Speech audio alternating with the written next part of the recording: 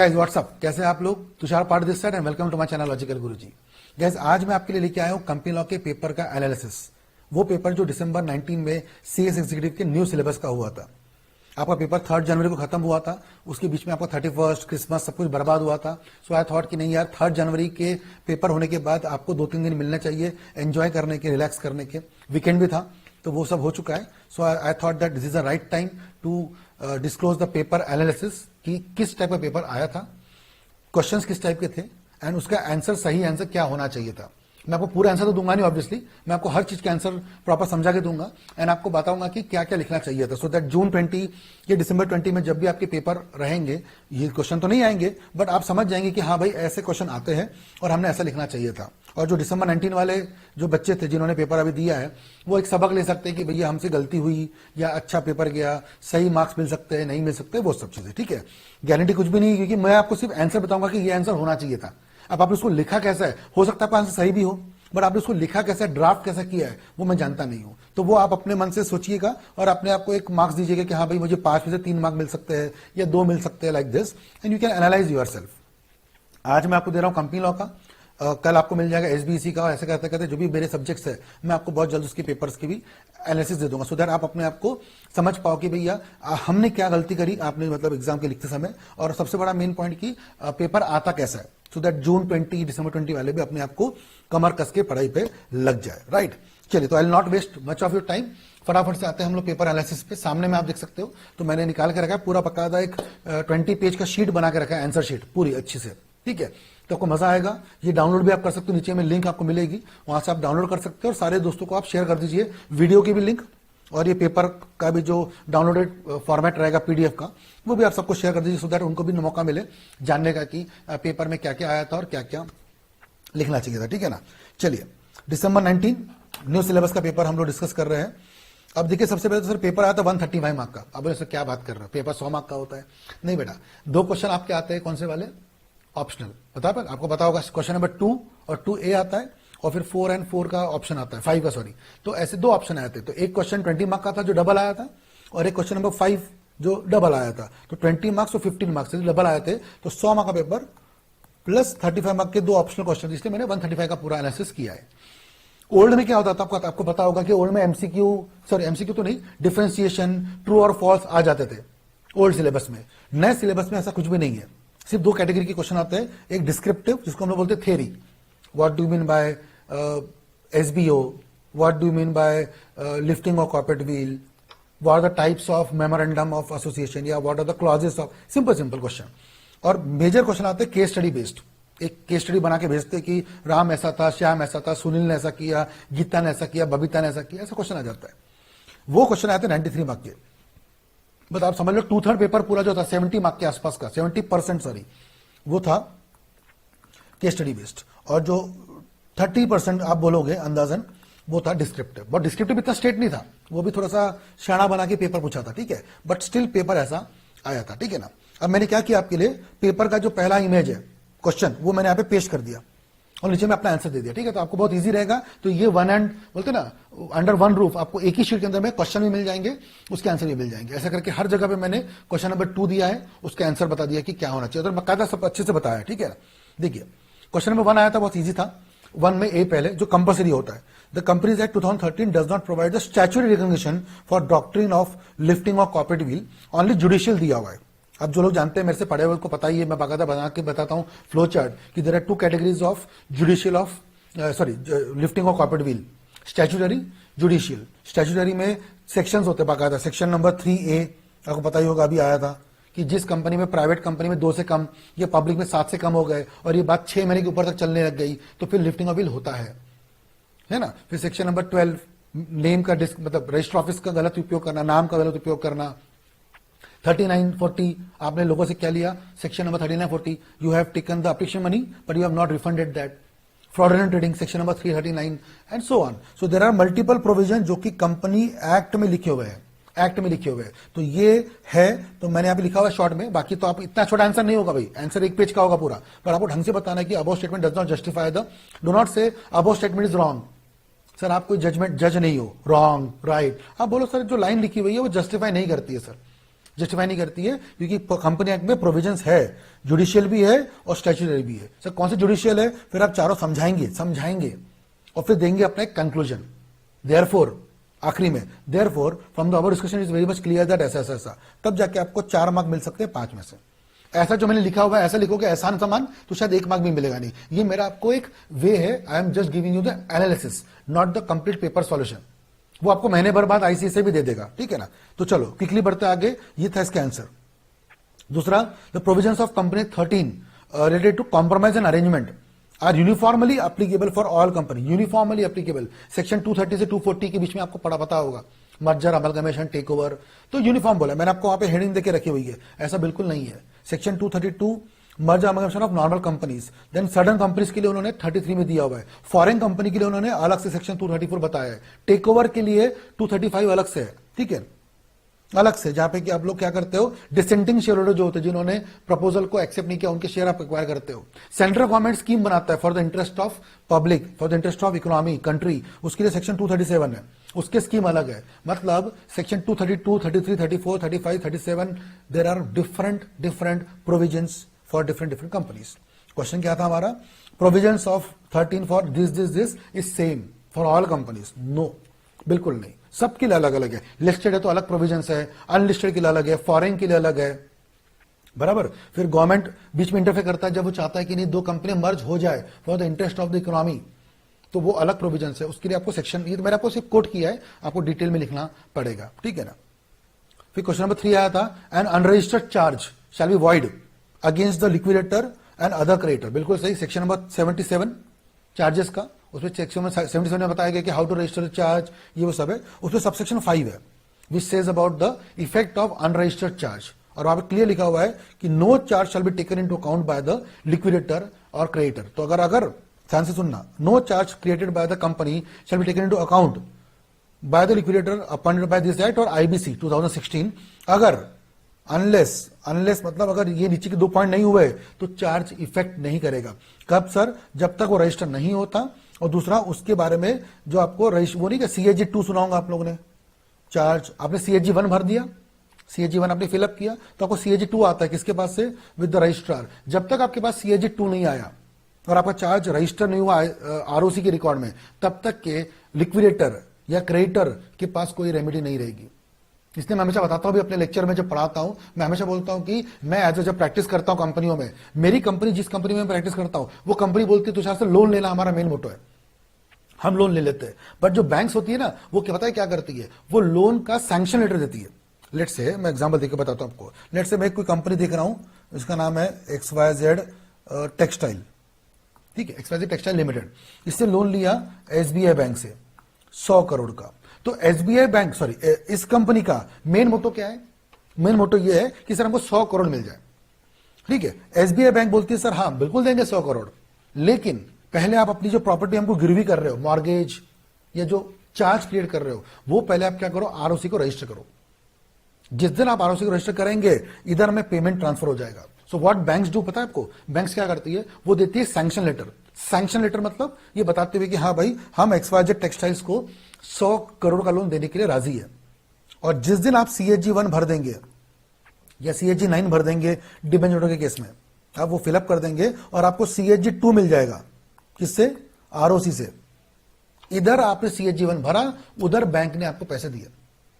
तो बैंक या लिक्विडेटर जो मैं बात कर रहा हूं, या फिर क्रेडिटर बोलो, मैं बैंक बार बार बोल रहा हूं, bank can be creditor, debenture can be creditor, तो जो भी रहेगा, तो वो लोग बहुत पीछे पड़ते हैं। तो ये रियलिटी होती है जो मैं हमेशा शेयर करता हूं अपने लेक्चरों में भी, कि ये रियल एग्जांपल जो हमारे लाइफ में होते हैं वो मैं बताते रहता हूं, ठीक है ना। तो वहां पे क्लियर लिखा हुआ है। और फिर क्वेश्चन नंबर डी आया था उसी में 1 के डी में, certain members of a company are allowed to offer their for sale their shareholding in the company of a public, such document will be deemed to be prospectus। बराबर है, बिल्कुल सही है। Section number 28 offer for sale करके topic होता है, जहां पर कि कुछ शेयर होल्डर जो होते हैं अपने, वो अपना जो एग्जिस्टिंग शेयर होल्डिंग है वो चाहते हैं कि पब्लिक को बेच दे। तो ऐसे केस में वो देते हैं किसको, ये डायग्राम बना देता हूं मैं आपको एग्जांपल के लिए। तो वो शेयर होल्डर, सर्टन मेंबर्स, वो मेंबर्स किसको देते हैं, शेयर ऑफर करते हैं कंपनी को, और वो कंपनी किसको ऑफर करती है? पब्लिक को। अब सुन लेना अच्छे से, जब कंपनी, सुन लेना मैं जो बता रहा हूं, जब कंपनी फ्रेश ऑफर करे किसको? पब्लिक को, फ्रेश शेयर्स, तो क्या कहलाएगा? प्रोस्पेक्टस, जब फ्रेश होंगे। बट सर ये जो शेयर ऑफर कर रही है कंपनी, ये शेयर फ्रेश नहीं है, ये किसी और के शेयर्स है जो किसी और को बांट रही है, तो ऐसे में नाम रहेगा डीम्ड प्रोस्पेक्टस, सेक्शन नंबर 28। तो क्वेश्चन बिल्कुल जस्टिफाइबल था, आंसर बिल्कुल जस्टिफाइबल है। आप थ्योरी लिख सकते हो, वहां पे पूरा बता सकते हो कि हाँ भाई ऐसा होता है, ये वो पूरी कहानी बताइएगा, आपको मिल जाएंगे। ये चारों क्वेश्चन 5 मार्क के थे। Question number 1 was of 5 marks each, तो total question number 1 was for 20 marks. आप अपना आंसर चेक करिए, कितना आपने आंसर सही लिखा है, गलत लिखा है, और आप अपने मार्क्स को अलॉट कर सकते हैं, ठीक है ना। तो क्वेश्चन नंबर 1 यहाँ पे खत्म होता है। आप शुरू होता है केस स्टडी बेस्ड, अब शुरू होता है केस स्टडी बेस्ड सारे, ठीक है। मैक्सिमम क्वेश्चन आपको मिलेंगे केस स्टडी बेस्ड वाले, इजी क्वेश्चन है वैसे तो बहुत सारे। While adopting the account for the year, the BOD of Primer limited, board of directors of Primer limited, decided to consider interim dividend as final, okay, no issues, and did not consider to transfer the profit to reserve. मतलब इनका ऐसा मानना है कि जब आप dividend बांटोगे 12%, 15%, उस समय आपको रिजर्व में डालना कंपलसरी है, ऐसा इनका मानना था। और इनका कहना है कि उन्होंने ट्रांसफर नहीं किया, तो क्या बोर्ड का जो एक्ट है वो जस्टिफाइड है? क्या जो उन्होंने किया कि जो ट्रांसफर नहीं किया उन्होंने किसमें? रिजर्व में, वो सही था? तो इसका आंसर बहुत सिंपल सा है, यहां पे आंसर में लिखा हुआ है प्रोविजन में कि यहां पे लॉ में बोला गया है इट मे, ठीक है, स्टार्टिंग में भी लिखा हुआ है द कंपनी मे। और अगर आप इसमें SS3 पढ़ेंगे, सबसे बड़ी मजा आएगी, सेक्शन में मजा नहीं आएगी, आपको SS3 पढ़ना पड़ेगा। तो आई होप आपने SS3 पढ़ा होगा प्रॉपर्ली। SS3 अगर आप पढ़ेंगे तो क्लैरिफाई किया गया है कि कंपनी में बिफोर वगैरह वगैरह, देयरफॉर, ये जो मेरा वर्डिक्ट है जो आपको लिखना है कंक्लूजन में अपने आंसर में, therefore the transfer of profit to reserve is left to the discretion of the BOD. So BOD करना चाहे तो ठीक, नहीं करना चाहे तो भी ठीक। तो ये जो यहाँ पे बात हो रही है कि आपने 12% डिविडेंड ट्रांसफर किया लेकिन प्रॉफिट में नहीं किया ट्रांसफर रिजर्व्स को, कोई बात नहीं सर, प्रॉफिट को करना है करो, नहीं करना है मत करो। तो ये जजमेंट आया था, यह एक क्लैरिफिकेशन है। तो ये क्वेश्चन नंबर 2A 3 मार्क का क्वेश्चन था, ठीक है ना। फिर एक थ्योरी है सिंपल सी, what are the related party disclosures required to be made in listed entity. तो सेक्शन 134 है बोर्ड रिपोर्ट वाला, डायरेक्टर्स रिपोर्ट, बोर्ड रिपोर्ट, उसका क्वेश्चन उसी में से है। और साथ में 188 रिलेटेड पार्टी ट्रांजेक्शन, इसको दोनों को सेक्शन को मिला के बनाया गया है। लिस्टेड कंपनी को क्या क्या बताना पड़ता है? सर मेन बताना पड़ता है कि हम होल्डिंग है तो हमारे कितने सब्सिडरीज है, उसके कितने लोन्स है, ये वो सब्सिडरी है तो बताना पड़ता है। तो ये सब बातें वहां पे मैंने लिस्ट दे दी है, आप पढ़ लीजिए इसको। इस पर कुछ क्रिएटिव नहीं समझाने के लिए, क्योंकि ये स्ट्रेट फॉरवर्ड क्वेश्चन था, तो आई एम स्किपिंग इट, क्योंकि इसमें कुछ पढ़ाने के लिए क्या है सर, क्वेश्चन है सिंपल, थ्योरी है। I will decode the case laws, मैं आपको हर एक केस लॉ समझाऊंगा अच्छे से, थ्योरी को मैं ऐसे स्किप करके दे दूंगा, ठीक है। Next, green commercial limited and unlisted company, okay. अच्छा, आप ध्यान रखना, हर बच्चा जो पहली बार मेरा वीडियो देख रहा है, आप हर बार जब भी क्वेश्चन पढ़ोगे तो पहले देखना कंपनी कौन सी है।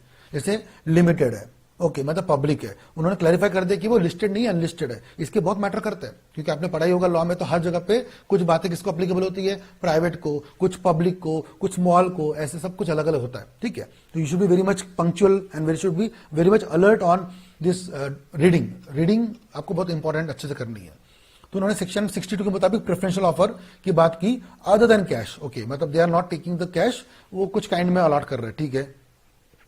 The question is being raised by the accounts department as to valuation of consideration allotment and the manner of treatment of non cash transaction, कैसे अकाउंट्स में करेंगे। सिंपल है, आपको पता होगा 2-3 चीजें, एक तो पास 3 फॉर्म भरना पड़ता है, तो आप आरओसी को भरेंगे। मेन आपको ये सुना होगा आप लोगों ने, रजिस्टर वैल्यूअर, इसका सर्टिफिकेट आता है, register valuer, section number 247 RVO, register valuer का जो ऑफिस होता है, रजिस्टर वैल्यूअर जो होते हैं, वो लोग क्या करते हैं, वैल्यूएशन करते हैं इसकी, किसकी,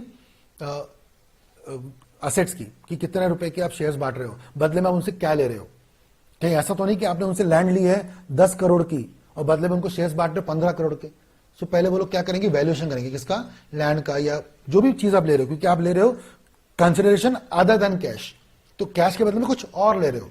तुषार पहाड़े किसी कंपनी का कुछ काम करता है, तो बोलो ने तुषार सर कैश नहीं देंगे आपको, शेयर्स दे देंगे। बोला बिल्कुल दे दो सर शेयर्स, लेकिन क्वेश्चन ये है कि मैंने कितने रुपए का काम किया और कितने रुपए के शेयर्स मिल रहे हैं, इसकी वैल्यूएशन कौन करेगा, रजिस्टर वैल्यूअर। तो उसके बारे में आपको जिक्र यहाँ पे करना जरूरी है, ठीक है। तो ये क्वेश्चन सिंपल सा था, ये तो बहुत ही घटिया क्वेश्चन था, इसकी क्या बताऊं मैं आपको। What types of companies can be form in Singapore as per Singapore companies act. तो आपको वो चैप्टर है ग्लोबल ट्रेंड वाला, उसमें आपको थ्योरी जाके पढ़नी, नथिंग क्रिएटिव, ठीक है। हाँ, और ये भी सिंपल क्वेश्चन है, अगर आप डिबेंचर ट्रस्टी तो उसके डिस्क्वालिफिकेशन क्या क्या होंगे। जैसे कंपनी का जो प्रमोटर है, क्या ट्रस्टी प्रमोटर ग्रुप का हो सकता है क्या, पढ़ लो, सिंपल सिंपल है। क्या वो प्रमोटर हो सकता है क्या, नहीं सर। उसका इंटरेस्ट है, वो शेयर होल्डर खुद कंपनी में है, हो सकता है क्या, नहीं। कितना सिंपल क्वेश्चन था ये क्वेश्चन बिल्कुल 3 मार्क का था, इजीली आपको बोलते ना गिव अवे करने वाला सामान का क्वेश्चन था, सिंपल सिंपल, ठीक है। तो there are some points given in the chapter, section 71(4) वगैरह पढ़िएगा, उसमें आपको बहुत सारी बातें मिल जाएंगी, ठीक है ना। तो ये क्वेश्चन नंबर 2 का ए पार्ट था जो कवर होता है, सॉरी 2 का 5 पॉइंट थे, और ऑप्शन में आपको आया था 2A, तो वो 5 करो या फिर ये करो। तो ये क्वेश्चन भी देख लेते हैं, ये भी थ्योरी थी। व्हाट इज एसबीओ, सेक्शन 90 सुना होगा आप लोगों ने, सिग्निफिकेंट बेनिफिशियल ओनर, जानते हैं इसके बारे में, एसबीओ सिग्निफिकेंट बेनिफिशियल ओनर, है ना। जैसे अगर कोई कंपनी किसी और कंपनी में शेयर होल्डर होती है, या फिर अगर मान लो मैं किसी कंपनी में 10% सुपर, यहाँ पे बहुत सारी थेरीज वगैरह दी हुई है, ठीक है, होल्ड टुगेदर कितना परसेंट, नॉट लेस देन 10% के ऊपर अगर मेरी होल्डिंग है किसी कंपनी में, ठीक है, होल्ड इनडायरेक्टली और टुगेदर, मतलब खुद भी करते हैं किसी और के साथ करते हैं, तो आपकी होल्डिंग अगर है 10% के ऊपर, तो आप उस कंपनी में सिग्निफिकेंट बेनिफिशियल ओनर है। बात समझिए, 3 वर्ड्स है, बहुत सिंपल। आप डायरेक्ट ओनर नहीं है, आप सिग्निफिकेंट बेनिफिशियल ओनर है। तो अगर आपका उस कंपनी में ज्यादा हक है, ठीक है, मैं कोई एग्जांपल देकर समझाता हूं, एक छोटा सा एग्जांपल देता हूं। लेट्स से एक कंपनी है बी लिमिटेड, एक कंपनी है TP limited. TP limited, Tushar पहाड़े जो है वो टीपी लिमिटेड का मेन सर्वा है, सब कुछ मैं मेन हूं, और टीपी लिमिटेड क्या है, इस कंपनी की होल्डिंग है। बात समझ में आ रही है। तो मुझे बताइए बी लिमिटेड का होल्डर कौन है, शेयर होल्डर कौन है, sir TP limited. But Tushar पहाड़े कौन है बी लिमिटेड में, सिग्निफिकेंट बेनिफिशियल ओनर, क्योंकि टीपी लिमिटेड जो भी करती है बी लिमिटेड में वो मेरे इशारे पे करती है, यानी मेरा क्या ज्यादा उस कंपनी में ज्यादा इंटरेस्ट है बी लिमिटेड में। बोलने को टीपी लिमिटेड है, बट तो टीपी लिमिटेड तो एक क्या है, एजेंट है, एक बहाना है, मेन तुषार पहाड़े है वो जो कर रहा है, ठीक है ना। तो ये क्वेश्चन वहां पे आता है ऐसा। तो इसके बारे में थ्योरी थी, आप थ्योरी लिखिए, और वहां पे क्वेश्चन था बैन 1, बेनिफिशियल ओनर का बैन करके फॉर्म बनाया गया है, वो बैन भरना पड़ता है कंपनी को, तो हाँ जी भरना पड़ता है, उसके बारे में थ्योरी वहां पे दी हुई है, ठीक है। Next can contributory file a petition, बिल्कुल सर, अगर आप पढ़ेंगे wind up chapter section 272, who can file the petition, तो there are 6 names given. Company खुद कर सकती है, क्रिएटर कर सकता है, कॉन्ट्रीब्यूटरी कर सकता है, तीनों में से कोई भी कर सकता है, आरओसी कर सकता है, और सबसे आखिरी में छठवां नाम है जो कि वो लोग जो कि इंटरेस्टेड पार्टीज है, जैसे गवर्नमेंट के लोग, इनकम टैक्स ऑफिस से भी वगैरह वगैरह। 6 लोगों के नाम दिए हुए सेक्शन नंबर 272 में, तो उसमें से पॉइंट नंबर 3 में आता है किसका नाम, कॉन्ट्रीब्यूटरी का। तो क्वेश्चन था क्या वो कर सकते हैं, आंसर यस। देखो मैं आपको सिर्फ शॉर्ट में बता रहा हूं, आपको कैसे लिखना है, you need to write first paragraph, yes the contributories can file the petition for the winding up. How sir, legal provision लिखो आप, और थर्ड में क्या देखोगे फिर से, कंक्लूजन, वो आपको करना है, मैं आपको वो सब नहीं बता रहा हूं, ठीक है ना। फिर एक क्वेश्चन नंबर 3 आया था उसी में, 2A में 3, that is IOL manufacturing company है, issued partly convertible debenture with 6 crore few years back, ठीक है भाई। द कन्वर्टेबल पोर्शन या ऑप्शन इज ओनली 50%, अच्छा मतलब पूरा 50% कन्वर्टेबल है, 50% नॉन कन्वर्टेबल है, ओके। और डिबेंचर ड्यूरेबल है इस साल। क्वांटम कितना होगा DRR बनाने का, फुल फॉर्म देखो कितना मिस्टेक करते हैं ऐसे भी बनाने में, DDR लिख दिया, वो DRR है, ठीक है ना, डिबेंचर रिडम्पशन रिजर्व। DRR बनाने का कितना क्वांटम है, और क्या उस अमाउंट को इन्वेस्ट करना चाहिए, यस सर, दोनों प्रोविजन दी हुई है। 71(4) पढ़ेंगे तो क्वांटम कितना है, अगर कंपनी कौन सी है, मैन्युफैक्चरिंग, तो कितना क्वांटम है, 25% आपको करना पड़ता है, और साथ में इन्वेस्टमेंट करना है आपको उस अमाउंट का 15%, और वो भी सिर्फ किसका करना है आपको, ये पैराग्राफ इंपॉर्टेंट है। DRR is not required to be created for convertible part, क्योंकि वो तो कन्वर्ट होने वाला है, सिर्फ किस पार्ट के लिए करना पड़ता है, रिड्यूमेबल पार्ट के लिए, क्योंकि रिडीम करना है तो पैसे लगेंगे। पैसे कहां से आएंगे सर, आफ्टर 5 साल बाद अगर आपको रिडीम करना है तो पैसे कहां से आएंगे, जब आप क्या करेंगे, उस पैसों को हर साल रिजर्व में डालेंगे, DRR, ठीक है। तो ये भी आपको पता ही होगा अच्छे से। क्वेश्चन नंबर 4 उसके अंदर का, the companies act attempts to maintain the balance between rights of majority and minority. Majority minority का आपका चैप्टर है, सेक्शन 241 आपको पता ही होगा, वो prevention of operation and mismanagement, उस कैटेगरी में कवर होता है ये। तो ये आपको पढ़ना है अच्छे से, और ये भी इजी क्वेश्चन था, थ्योरी थी सिंपल से, ठीक है ना। और एक केस लॉ फिर से आया था, Rills limited, Rills India limited sorry is a wholly owned subsidiary of Wills limited, okay. REL Rills limited is a wholly owned subsidiary, ध्यान देंगे वर्ड पे, WOS wholly owned subsidiary. Auditor of the Wheels Limited is intimated to the BOD that company will not require to prepare the CFS, Consolidated Financial Statement, मैं आपको बता दूं section 129 के अंदर में जो सबसेक्शन 4 है वो बोलता है कि हर कंपनी को अपने सब्सिडरीज और एसोसिएट कंपनी के साथ में क्या बनाना है, consolidated balance sheet, consolidated P&L। But कौन सी कंपनी के साथ में, सब्सिडरी और सब्सिडरीज, एसोसिएट कंपनी, वो सब। उसमें कभी उन्होंने WOS नहीं बोला, होली ओन सब्सिडरी नहीं बोला है। और वहां पे एग्जाम्पशन दिया हुआ है, और एग्जाम्पशन में ये एग्जाम्पशन किसको अप्लीकेबल है, होली ओन को। अगर होली ओन सब्सिडरीज है, ठीक है, और वो सारे के सारे मेंबर्स को लिख के देते हैं, ठीक है, कि सर हमको ये कंपलसरी नहीं है, we will not maintain the CFS, consolidated financial statement, तो ऐसे केस में ये एप्लीकेबल नहीं होता, ठीक है। तो ये भी आपको ध्यान रखना है, पूरी थ्योरी वहां पे दी गई है। तो दिस वाज क्वेश्चन नंबर 2 या 2 का ए। एज ए केस में भी आपको जो भी क्वेश्चन एग्जाम में आएगा वो आप लिख सकते हो, ठीक है ना।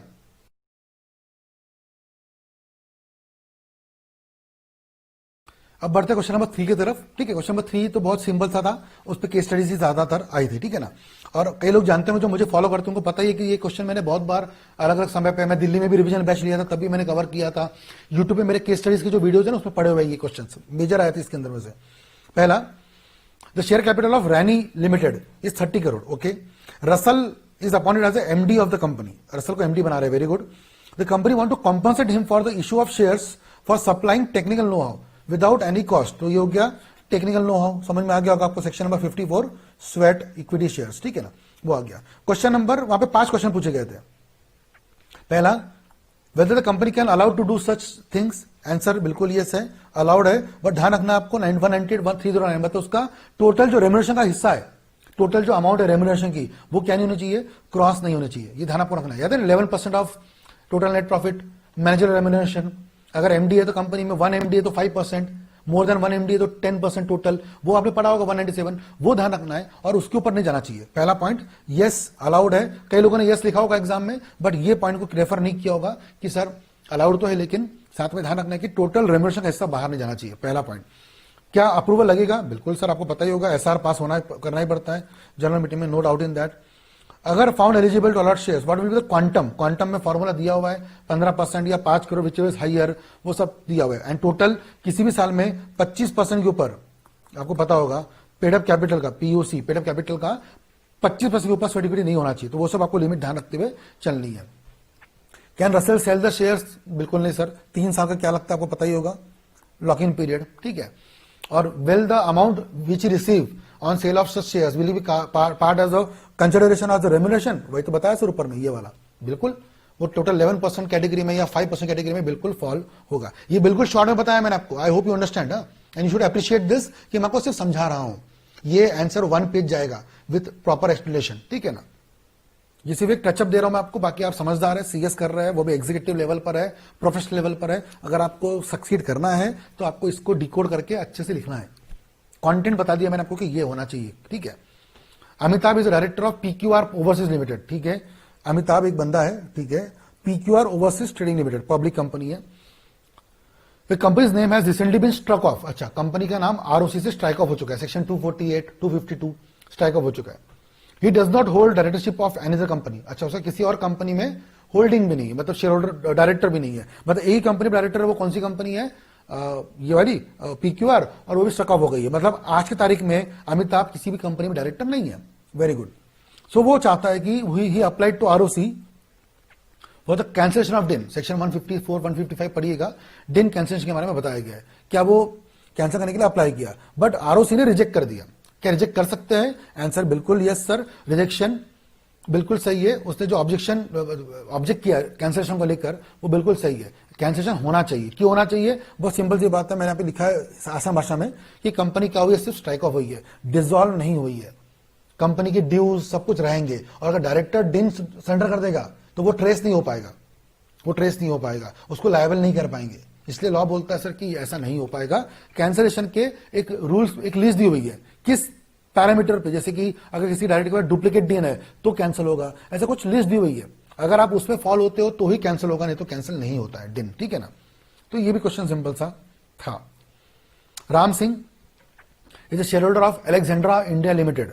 The BOD of the company are with the view that the conduct of Ram Singh has been detrimental to the interest of company. मतलब राम सिंह के हरकतें खराब है, ऊपर से राम सिंह डायरेक्टर है एक और कंपनी में जो कि उसकी कॉम्पिटिटर कंपनी है। अलेक्जेंड्रा की। तो बीओडी का मन बनता है कि राम सिंह एक तो आदमी अच्छा नहीं है, ऊपर से वो जिस कंपनी में डायरेक्टर एक और है, वो भी कंपनी में हमारा कंपटीशन है, तो ये बंदा हमारी बातें वहां लीक करता होगा, ऐसा वैसा वैसा वैसा।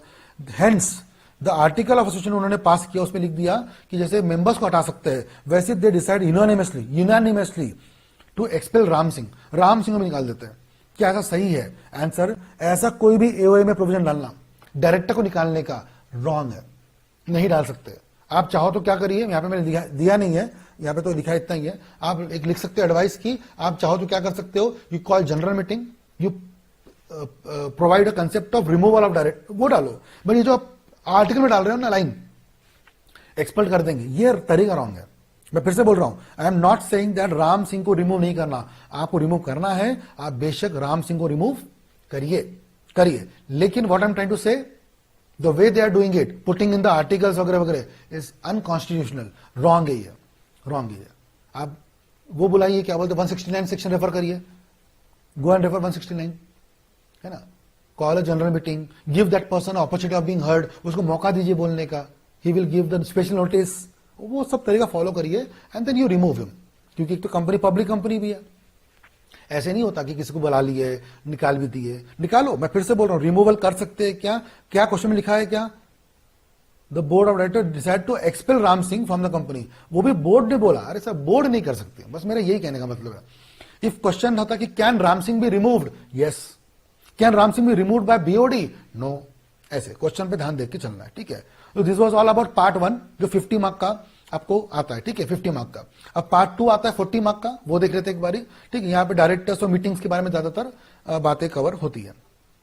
पार्ट 2, उसमें क्वेश्चन था राजेश गौड़ा, क्वेश्चन नंबर 4 का A. Rajesh Gowda is the director of XYZ limited having paid up capital of 11 crore. अच्छा, उस कंपनी का कैपिटल 11 करोड़ है। The company has granted loan of 2 crore to Rajesh Gowda, director को 2 करोड़ का लोन दिया, कोई बात नहीं। The company already borrowing of 15 crore from HDFC bank, मतलब जितना कंपनी का कैपिटल है उससे ज्यादा कंपनी की बोरिंग है ही। टोटल 11 करोड़ का कैपिटल, 15 करोड़ की बोरिंग है, फिर भी कंपनी 2 करोड़ का क्या दे रही है, उसको लोन दे रही है। तो कंपनी सेक्रेटरी बोलता है कि नहीं, से जो लोन दिया गया है 185 सेक्शन के मुताबिक ये वायलेशन हो रहा है। क्या आंसर सही है? उसका आंसर बिल्कुल क्लियर है। जो भी बताया गया 185 सेक्शन 3 पढ़िएगा, will not apply to the following situation. कब? पहला, अगर आप लोन किसको दे रहे हो, MDA WTD को, पहले पता करो सर राजेश गौड़ा कौन है। डायरेक्टर तो है, कौन सा डायरेक्टर, नॉमिनी है, इंडिपेंडेंट है, कौन सा है। अगर से इंडिपेंडेंट है उसको लोन दे रहे हो तो वैसे भी इंडिपेंडेंट, तो पता तो करो डायरेक्टर कौन है। अब अगर असम्पशन ले रहे कि डायरेक्टर कौन सा वाला होगा, वो ये वाला, तो अलाउड है। दूसरा, ये उसके पार्ट ऑफ कंडीशन में लिखा हुआ है कि ऐसा सबको मिलता है, सिर्फ राजेश गौड़ा को अकेले को क्या नहीं मिल रहा है, ये प्रिविलेज नहीं मिल रहा है। This provision is applicable to all the employees of the company, मतलब कंपनी हर एक को ये स्कीम है कि जिसको लोन चाहिए वो लोन ले सकता है। अगर ऐसा है तो जो लोन दिया गया राजेश गौड़ा को वो एग्जाम्प्ट होगा, मतलब एग्जाम मतलब प्रोविजन के खिलाफ नहीं जाएगा, ठीक है। और तीसरा, वो जो स्कीम है वो अप्रूव होनी चाहिए मेंबर्स के साथ। तो अगर ये तीनों बातें अगर आप प्रूव करते हो तो जो CS बोल रहा है वो गलत बोल रहा है। बट अगर ये तीनों में से अगर मान लो वो कौन सा डायरेक्टर है, नॉमिनी, मतलब वो ये वाले में नहीं आता, ये सबको लो अप्लीकेबल नहीं है तो यहां नहीं आता, SR पास ही है यहां नहीं आता है, तो आंसर क्या होगा, CS सही बोल रहा है। आई होप समझ में आ गया आपको। तो CS सही है कि नहीं है, ये देखने के लिए आपको लिखना पड़ेगा आंसर में अच्छे से कि वो कैटेगरी कौन सी है। ये क्वेश्चन 5 मार्क के हिसाब से, 4-5 मार्क के हिसाब से, ठीक है ना। ये क्वेश्चन तो मैंने कितने बार क्लास में लिया भाई, कितने बार। मेरा वीडियो भी आपको कई लोगों को याद आ जाएगा, तुषार सर आपने तो एक वीडियो डाल के रखा हुआ है, मेरे चैनल में जाकर थोड़ा सर्च करना, मिलेगा आपको। Last AGM of one of the top 100 listed company was held on 25 मई 2018। ध्यान से देखिएगा, डेट पे ध्यान देंगे, 25 मई को हुई थी मीटिंग लास्ट वाली, ठीक है, फॉर द ईयर 2017-18। इसमें भी यह देखो कितने सारे जीरो डाल दिए, ठीक है ना। The BOD of the company is planning to hold this year's AGM at a possible later date, जितना लास्ट हो सकता है उतने डेट पे, ठीक है। Due to technical issue accounts नहीं बने, ये वो। आप बताइए सबसे लास्ट डेट कौन सी होगी AGM लेने की। सेक्शन नंबर 100, सॉरी 100 नहीं, मिस्टेक होगी मेरे इसमें, इट इज 96। तो मैं आपको जो नीचे शीट दूंगा वो शीट में अमेंड करके दे दूंगा, ठीक है ना। 96 एंड 137। 96 होल्डिंग ऑफ AGM कब होती है, कैसी होती है, तो उसके मुताबिक मेरा जो आंसर निकला वो कौन सा डेट है, 25 अगस्त की। इसे कैसे सर, लास्ट मीटिंग 25 मई को हुई थी, तो गैप कितना होना चाहिए मैक्सिमम, ये थ्योरी पढ़ लीजिएगा, gap should be maximum how much, 15 months. तो 25 मई से 25 मई 25 जून, 25 जुलाई, 25 अगस्त, या फिर with in 6 month from the end of financial year, that is 30 सितंबर या 25 में। तो आंसर आएगा सर कौन सा तारीख, सॉरी 25 अगस्त, तो आंसर आएगा 25 अगस्त। वो आपको ध्यान रखना है, एलॉबरेट करना पड़ेगा आपको अच्छे से एग्जाम में। ये मैं फिर से शॉर्टकट दे रहा हूं। इसमें एक और पॉइंट डाल सकते हैं आप लोग, आरओसी से एक्सटेंशन, मतलब जो मैंने अभी दिया उसमें अगर आप लिखेंगे तो आपको शायद 3 या 3.5 मिल जाएंगे। One more point, if someone add, which one, extension from ROC, if the company will apply to ROC for extension of holding AGM, तो आपको पता है ये 3 महीने का एक्सटेंशन आरओसी दे सकती है। बट फिर एक और बात, ये आरओसी के मर्जी पर है, वो दे कि ना दे। हमसे पूछा गया है कि आप बताइए आपके हिसाब से बेस्ट तरीका कौन सा होगा, तो सर आंसर यही है, आंसर यही है। 3 महीना मिलेगा कि नहीं मिलेगा, गारंटी है क्या, नहीं ना। फिर वो लाइन सिर्फ एडवाइस में लिखना, उसमें आपको आधा मार्क 1 मार्क का डिफरेंस पड़ेगा, बट वो मेन लाइन नहीं है। कई लोग बोलेंगे सर मैं तो 3 महीने और जोड़ के लिख दिया था, नवंबर, 25 सितंबर, अक्टूबर, नवंबर, नहीं। यानी आप क्या मान रहे हो कि 3 महीना मिलेगा ही, ऐसा है क्या, नहीं ना, इसलिए। चलिए next point, question number C, moon oil exploration limited, MOIL, was incorporated in 2007, okay, आज से 10-12 साल पहले इनकॉर्पोरेट हुई। इस कंपनी ने 3 प्रॉफिट दिए हुए लेटेस्ट के, 25 करोड़, 10 करोड़, 12 करोड़, ठीक है, कोई बात नहीं। क्वेश्चन कुछ पूछा गया है, पहला, this company in this 1920 want to contribute for political party, section 182, political party, how much they can contribute, unlimited. Question number 2, अगर यही मॉइल को कब देना होता, 17 में, तब कितना दिया होता, 7.5, अमेंडमेंट, तब दिया होता, आंसर दिया मैं सब कुछ, ठीक है। अभी कितना दे सकते हैं, विदाउट एनी लिमिट्स, तब दिया होता तो कितना दिया होता sir, maximum 7.5% of the average 3 years profit जो आपको निकालना पड़ता था, ठीक है ना। आई होप सबको समझ में आ गया होगा, इजी आंसर क्वेश्चन था, बट देखो कितना अच्छे से पूछा है उन्होंने।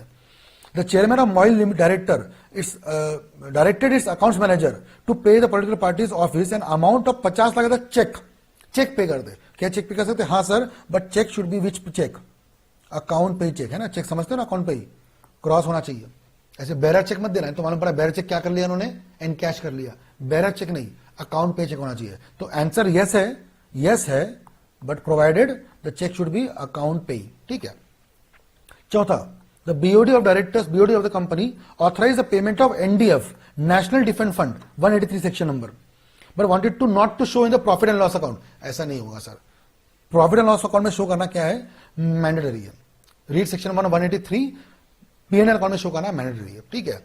फिर last point, question number, a sum of 2 lakh rupaya was spent by MOIL limited, by MOIL sorry, on an advertisement in a tract published by the political party. मतलब एड किसकी थी, पॉलिटिकल पार्टी की, उसका पेमेंट कौन किया, तो हमारी कंपनी मॉइल ने की।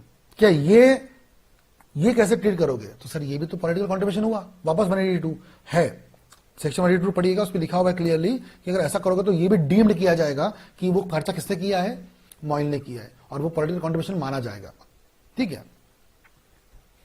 चलिए डी क्वेश्चन भी बहुत इंटरेस्टिंग था, इसका भी केस लॉ बना के मैंने पूछा हुआ है, मेरे वीडियोस में पढ़ा हुआ है इसका question. JKG limited has 10 directors on its board, BOD में 10 डायरेक्टर्स है कंपनी की, very good. The board meeting was convened on 19 October 2019, okay, जिसमें 2 डायरेक्टर आए, अच्छा 10 टोटल है, 2 आए इन पर्सन, एक बंदा आया वीडियो कॉन्फ्रेंसिंग से, 3 हो गए। 2 डायरेक्टर इंटरेस्टेड है एजेंडा में, इसलिए उन्होंने पार्टिसिपेट नहीं किया। ऑडिटर का मानना है कि कोरम प्रेजेंट नहीं हुआ, सही बात है, क्योंकि सर 10 का कोरम कितना होता है, सेक्शन 174 पढ़िएगा, व्हाट इज कोरम, 1/3 और 2 विच एवर इज हाइयर। तो 10 का 1/3 कितना होता है, 3.33, यहां कर देता हूं मैं, 10 व्हाट इज कोरम, 1/3 और 2 विच एवर इज हाइयर। तो 10 का 1/3 इज 3.33 और 2, and when it come to 3.33 मतलब इट शुड बी 4, तो 4 या 2, तो what is the quorum, 4, answer सही है। बट सर ये तब जब 10 डायरेक्टर नॉर्मल है।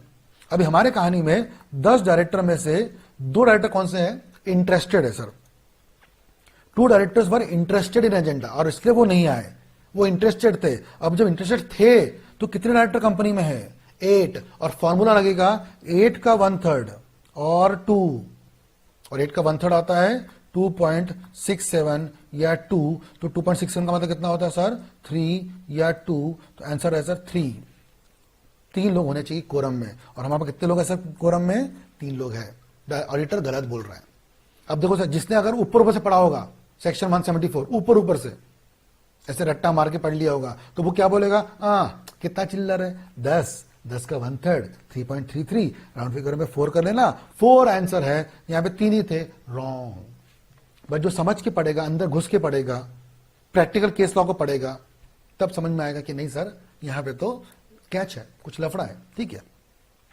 तो आपको ध्यान रखना है, समझना है, कोरम प्रेजेंट है, सब कुछ बढ़िया है, ऑडिटर ने जो बोला है वो वैलिड नहीं है, मीटिंग वैलिड है, ठीक है। तो ये क्वेश्चन नंबर 4 हो गया आपका। 5 में कुछ क्वेश्चन आए, फटाफट देखिएगा। 5, Jackson is a prospective candidate for the post of MD of Tirubani sugar limited. Unfortunately his proposed appointment could not satisfy the condition of schedule 5। सुना हो शेड्यूल 5, 197 शेड्यूल 5।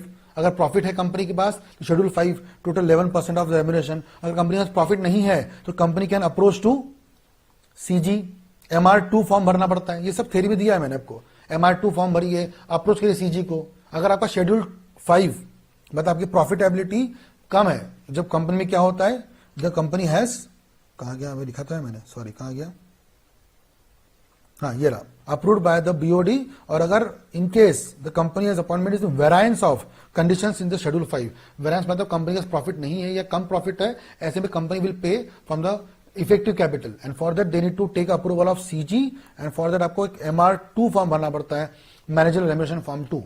और अगर सब कुछ ठीक होता तो MR1 भरते, बट अभी आपको आप MR2 का जिक्र करना है। तो ये क्वेश्चन भी सिंपल सा था बट इंटरेस्टिंग क्वेश्चन था। फिर बी, क्वेश्चन नंबर 5 का B, a newly joined trainee of secretarial department would like to know the details of information entered in the respect of resolution passed through postal ballot। Section number 110 पढ़िए, theory है ये कोई case law नहीं है, theory है ये, simple plain question. 110 क्या क्या बातें लिखनी पड़ती है, सब पोस्टल बैलेट है तो पोस्टल बैलेट कब तक आना जाना चाहिए लोगों के पास, है ना। रूल नंबर 22 पढ़ना, rule 22 of the management and administration rules, वो पढ़िएगा। 20 is for the e voting, 22 is for postal ballot, वो पढ़िएगा, ठीक है। चलिए, ये भी क्वेश्चन बहुत अच्छा था, ये भी कवर किया हुआ अपने क्लास में, मेरे वीडियोस में कवर, बहुत सारी जगह पे कवर्ड है ये, ठीक है। ए, शेयर होल्डर है कंपनी का, जिसने एक्स को क्या बनाया, प्रॉक्सी बनाया for the general meeting of the company, general meeting ले रही कंपनी की, उसमें एक्स को प्रॉक्सी बनाया, ठीक है। The proxy form was launch 50 years before. अगर आप लॉ पढ़ेंगे सेक्शन 105 तो आंसर आएगा, it should be launch with in how many time, 40 years before, and how much time he filed, 50 hours before. अच्छा लग रहा है, बट चेयरमैन ने बोला कि नहीं सर गलत है, क्योंकि हमारे एओए में लिखा हुआ है 70 घंटे पहले आना चाहिए। अच्छा, अगर इफ यू सी एओए तो 70 आवर्स पहले आना चाहिए, कब आया, 50 आवर्स पहले, तो चेयरमैन सही बोल रहा है। बट क्वेश्चन ये है, क्या आर्टिकल में 70 आवर्स या 90 आवर्स ऐसा लिख सकते हैं क्या, can we write like this, the question arises that. उसने मना कर दिया तो चेयरमैन ने रिफ्यूज कर दिया। फिर भी ये जो डेढ़ है, कौन, प्रॉक्सी, वो पहुंच गया वहां पे, बोले मैं तो आऊंगा ही, खाना मिलने वाला है एजीएम का, मैं तो आऊंगा ही, वोट भी करूंगा बाय पोल, मैं आऊंगा। तो प्रॉक्सी पहुंच गया। मीनवाइल ए भी पहुंच गया, ए कौन, मेंबर, मतलब मीटिंग में ए भी पहुंचा, प्रॉक्सी भी पहुंचा। पहला क्वेश्चन तो मुझे बताओ कि क्या प्रॉक्सी का जो उसने रिजेक्ट किया वो सही था कि गलत था, ये क्वेश्चन था। दूसरा, अगर दोनों पहुंच भी गए और दोनों वोट करे तो चेयरमैन ने दोनों के वोट इनवैलिड कर दिए, क्या ये सही है क्या, दोनों आंसर रॉन्ग है, दोनों आंसर रॉन्ग है। मतलब चेयरमैन ने जो किया, किसको, एक्स को भगा दिया, वो भगाना रॉन्ग था। Chairman X can compel chairman to admit the proxy, मतलब चेयरमैन ने जो हरकत की किसको हटाने की, एक्स को ना लेने की प्रॉक्सी, वो रॉन्ग थी। क्योंकि चेयरमैन का कहना था 70 ईयर्स पहले बोला था मैंने, आप तो 50 ईयर्स पहले दे रहे हो। लॉ में एक प्रोविजन है 1054 में, जहां पे लिखा हुआ है कि सर आप 70 लिखो कि 700 लिखो कि कितना भी लिखो, it will deemed, it will have effect as if 48 hours has been specified, 48 hours ही माना जाएगा। आप 70 लिखो, 700 लिखो, I am not interested.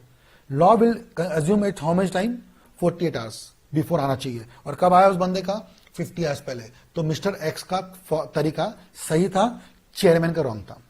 Okay, यानी प्रॉक्सी फॉर्म राइट है कि रॉन्ग है, राइट है। तो प्रॉक्सी फॉर्म भी राइट है, तो एक्स भी पहुंच गया, ए भी पहुंच गया। अब दोनों वोट कर सकते हैं क्या, नहीं, वो सही है, दोनों वोट नहीं कर सकते। बट इस होशियार ने क्या किया, चेयरमैन ने क्या किया, दोनों वोट इनवैलिड कर दिए। नहीं, ऐसा नहीं है। Since A and x both voted, law बोलता है कि vote of A will prevail and it will automatically invalidate the proxy of x. तो वोटिंग काउंट की जाएगी, किसकी काउंट की जाएगी? ए की, एक्स की कैंसिल कर दो, ये लॉ है। रीड सेक्शन 105 प्रॉपरली, आपको कोई दिक्कत नहीं आएगी इसमें, ठीक है ना, पढ़िए अच्छे से 105। फिर क्वेश्चन नंबर 5 का D, ABC and associates is audit firm with partner ABC. ध्यान सुनिएगा इस क्वेश्चन को, इंटरेस्टिंग क्वेश्चन है। एबीसी एक फर्म है जिसमें 3 partner ABC, very good. The firm का जो टेन्योर था as auditor of M limited वो एक्सपायर हो गया। वो टर्म था ना 5 ईयर्स का एक टर्म, अगर इंडिविजुअल है तो, एक फर्म है तो 5-5 साल के 2 टर्म, वो टर्म खत्म हो गया। अब कंपनी किसको अपॉइंट किया? एक्स वाई को, वेरी गुड, सब अच्छा है यहां तक के। मजा कब आया? जो बी है, किसका बी? ये वाला बी जो एबीसी का था, उसने अपनी फर्म छोड़ दी and also become the partner of X Y. यानी हुआ ये कि जिस फर्म को आपने मना किया था 10 साल के बाद, वो फर्म का जो बंदा है वो नए फर्म में भी आ गया। बहुत सिंपल सा क्वेश्चन है कि क्या, कहां का क्वेश्चन? ये रहा। 4 months after it was appointed as statutory auditor, comment with the reference with the provisions of ये, कि ये जो अपॉइंटमेंट है जो बी आया एक्स वाई में, तो क्या एक्स वाई भी ऑडिटर रहेगी कि नहीं रहेगी फर्म? आंसर है एक्स वाई को भी सीज होना पड़ेगा। इसके लिए पूरा थ्योरी पढ़िएगा आपको, सेक्शन 139(6) और साथ में रूल 6 पढ़ना पड़ेगा आपको। क्या बोला मैंने, फिर से बता रहा हूं। बी प्रॉब्लम फर्म में, सब फर्म क्या होती है? फर्म तो एक आर्टिफिशियल पर्सन है ना, मेन सब कौन है? इंसान। तो पहले भी फर्म में ऑडिटर कौन था? बी। अब वो सर बी यहां घुस गया, अब ये ऑडिट यहां करेगा, फिर पता है कल क्या होगा? मतलब देखो मजाक क्या हो रहा है। पहले एबीसी थी ऑडिटर 10 साल के लिए, फिर उन्होंने एक्स वाई को अपॉइंट किया 10 साल के लिए, फिर पीक्यू आर को अपॉइंट करेंगी 10 साल। 10 साल मतलब 5-5 साल के 2 टर्म, ठीक है, 5 + 5 ऐसे। मेरे को लोग बोलेंगे तो सर आपको 10 साल बोल रहे हैं, रॉन्ग पढ़ा रहे हैं, ठीक है, तो क्लियर कर देता हूं। 5 साल का एक टर्म, फिर 5 साल का रिन्यूअल, फिर ऐसे में 10 साल हो जाएंगे। ये हो गया कूलिंग पीरियड, फिर ये। अभी बी पहले यहां भी था, फिर बी यहां पे पार्टनर बन गया, फिर यहां भी पार्टनर बन जाएगा, और बी को 30 साल मिल जाएगा मौका उस फर्म में कंपनी को ऑडिट करने का। तो रॉन्ग हो गया ना। तो I hope I understood the whole logic behind this, ठीक है। तो इसलिए ये प्रोविजन बनाया गया, तो आपको ध्यान रखते हुए चलना है। The company passed a special resolution in its general meeting to grant loan to other body corporate, section 186 आपको पता ही होगा अच्छे से। However, one of the director contended that prior approval of bank approval जरूरी है, बिल्कुल जरूरी है सर, बट तब जरूरी है, 2 बातें ध्यान रखना। जब पहली बात तो उनका टर्म लोन, बैंक से कोई टर्म लोन क्या है? सब्सिस्ट करता है। मालूम पड़ा लोन लिया ही नहीं बैंक से, तो क्या जाके पूछूंगा बैंक से मैं? नहीं। और दूसरा पॉइंट ये तब अप्लीकेबल होगा, और ये अप्लीकेबल तब नहीं होगा अगर जो लोन की अमाउंट है, वो जो लिमिट दी हुई है 60% और 100%, पढ़ा ना आपने? 60% of paid up capital plus free reserve वगैरह, और 100% of free reserve which is higher. ये पूरी थ्योरी पढ़ी होगी आपने। ये लिमिट की जो अमाउंट है उससे ज्यादा जाता है तो आप बैंक से अप्रूवल लेंगे। अगर उससे कम है, does not exceed the limit, ऐसे में this approval is not required. तो यहां पे कुछ बोला है क्या इन्होंने एसआर पास किया, अच्छा एसआर पास किया बोला है, मतलब ये पैराग्राफ अप्लीकेबल नहीं होगा, क्योंकि ये लाइन तो तब अप्लीकेबल है जब अपना लिमिट बढ़ नहीं रही। अगर आप एसआर पास करा मतलब क्या होगा? लिमिट बढ़ गई है। फिर आपको सिर्फ ये पैराग्राफ लिखना है बताते हुए कि भाई आपको बैंक से अप्रूवल लेना है, बट लेना तब है जब वो लिमिट बढ़ भी रही है, पहला पॉइंट। दूसरा, उनका लोन है भी कि नहीं पता तो करो, ठीक है। चलो ये भी आ गया। और फिर क्वेश्चन नंबर 5 का 1, ये पार्ट उसका ऑप्शन वाला क्वेश्चन आ गया, ठीक है ना। 5 का 2 पार्ट थे ना 20 मार्क में, तो अभी आ गया। ये भी सिंपल सा क्वेश्चन है।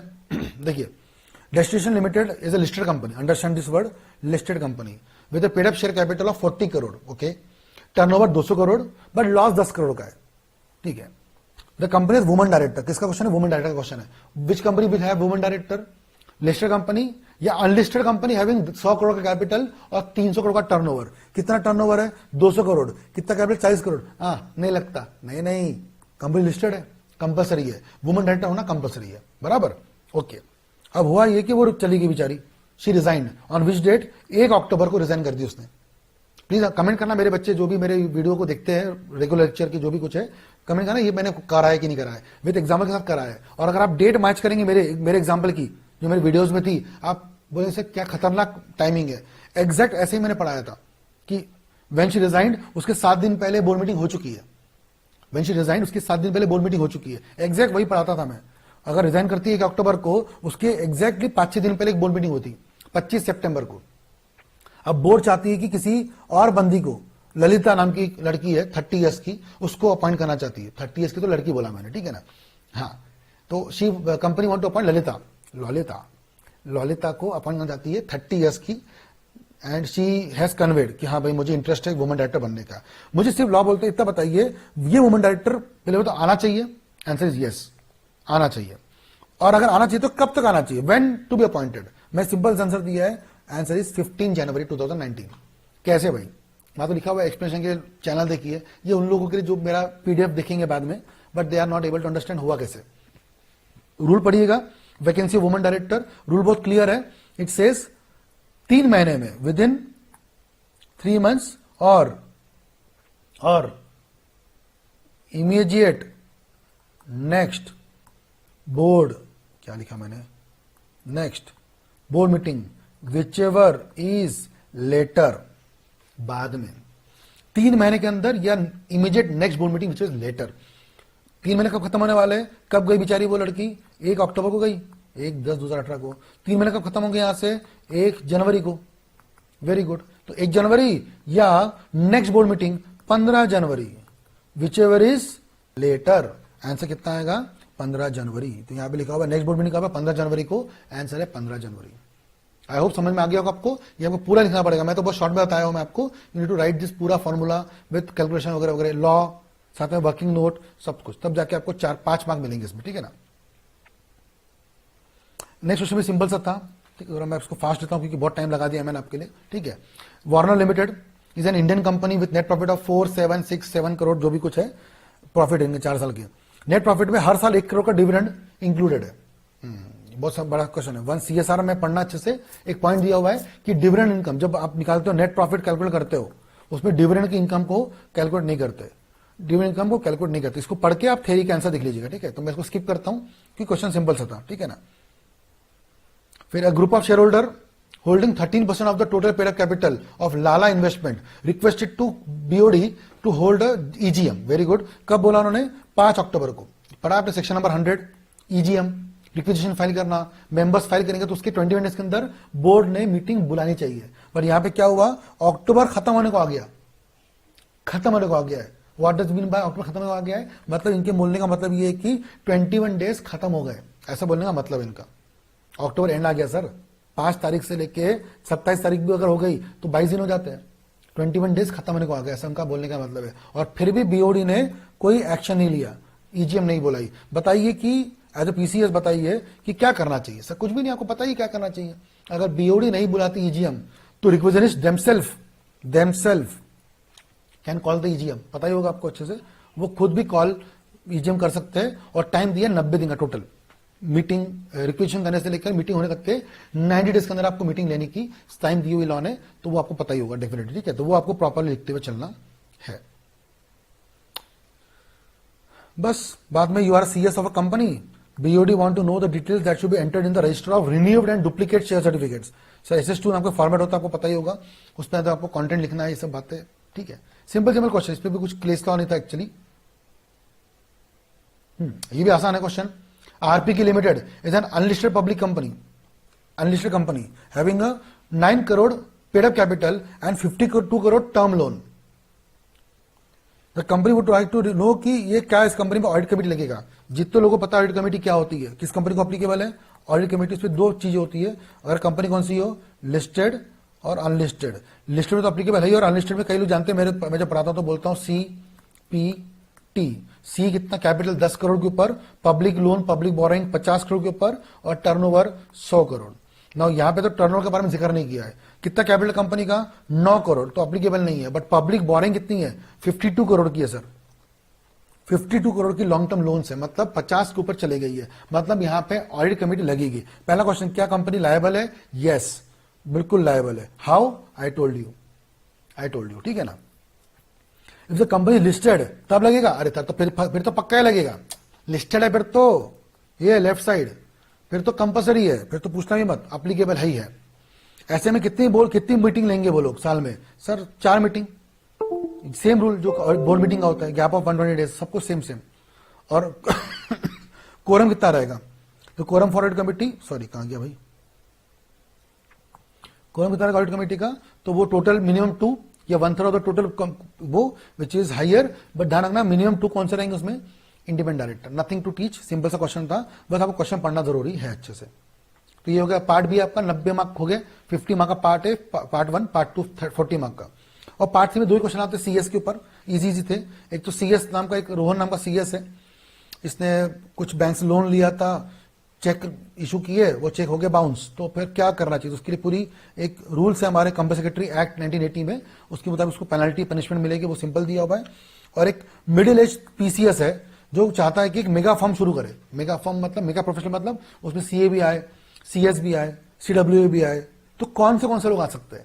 ही वांट टू नो किस बॉडीज के साथ में आप टीसीएस फर्म बना सकता है। तो थ्योरी सिंपल सी है, सीए के साथ बना सकता है, CWA, bar council, engineers, institute of architects, actuarial and ऐसे कोई भी बॉडी, तो उसकी लिस्ट दी हुई पूरी, ठीक है। बस गाइस, तो इतना था। तो आई होप आपको पसंद आएगा ये पूरा एक्सप्लेनेशन, सारी क्वेश्चंस के आंसर मैंने आपको दिए विद लॉजिक के साथ, विद एक्सप्लेनेशन के साथ में। ऐसे आपको और अगर लॉजिक समझना है तो डेफिनेटली आप मेरे लेक्चर्स को बाय करिए जरूर से। मैं आपको बिल्कुल थोड़े 2 मिनट मार्केटिंग कर लूं, क्योंकि if you by the lectures definitely आपको फायदा होगा। जितना डिटेल में मैं पढ़ाता हूं, अभी भी बता रहा हूं, आप सोचिए इससे ज्यादा डिटेल में मैं पढ़ाता हूं हर चीज को, एग्जाम्पल, केस लॉ, सब कुछ मैं खुद प्रैक्टिस करता हूं पिछले 10 सालों से। I am practising CS PCS, मैं खुद हूं। यहाँ पे जो क्वेश्चन आते हैं, ये क्वेश्चन मैं हमेशा बच्चों को बताता हूं, देखो ऐसा हुआ तो क्या होगा। मैं खुद प्रैक्टिस करता हूं, मैं बताता भी हूं, तो वो एंगल आपको कभी भी मिलेगा। आप पता करो आपकी जो भी फैकल्टी आपको पढ़ाती है, जस्ट फाइंड इट आउट वो प्रैक्टिस करते हैं क्या उन्होंने कभी कोई एजीएम अटेंड भी की है क्या, अटेंड भी की है क्या। सर मैं तो एजीएम का स्टूडेंट एडवाइजर हूं पिछले 6-7 सालों से। I am doing a student advisorship of AGM, I worked as a listed company secretary, मैंने सेबी कंप्लायंसेस ये सब करे हुए हैं, तो आई नो एवरीथिंग बेटर। आप में तो कई लोग पता भी है, मैंने एजीएम का वीडियो डाला भी हुआ है, live AGM of the company. So आप देखिए जरा अच्छे से, और सोचिए, if you think, if you want कि आपके दोस्तों को फायदा मिले तो जरूर उनको रेफर करिए मेरे बारे में। ये नंबर पे कांटेक्ट करने के लिए बोलिए जरूर से, and visit to my website, definitely आपको फायदा होगा। और मेरे लेक्चर्स लेने के बाद आप डेफिनेटली एक अच्छे सीएस बनने के काबिल होंगे। पास या फेल तो कोई गारंटी दे सकता नहीं, लेकिन yes you will get the good thorough knowledge of the company law as well as all the other laws of this CS executive as well as professional. So I'll end my video here. We'll see you soon in the next part also. मैं और भी कैसे videos लाते रहूंगा आपके लिए, but definitely इस video में इतना ही। वापस मिलेंगे नेक्स्ट वीडियो में, जिसमें हम लोग और भी किसी चैप्टर के बारे में, किसी सब्जेक्ट के बारे में एनालिसिस करेंगे, ठीक है। Take care, bye bye.